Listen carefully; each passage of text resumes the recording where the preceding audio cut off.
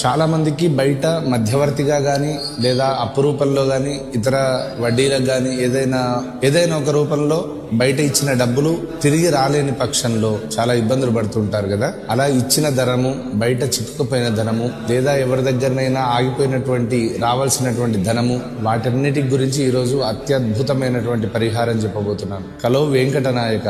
మనకు ధనం రావాలన్నా ఆ ఏడుకొండల వాడే, మనం అప్పులు తీర్చాలన్నా ఆ ఏడుకొండల వాడే. కనుక ఆ స్వామి వారి యొక్క చిన్న పరిహారం చెప్తున్నాను.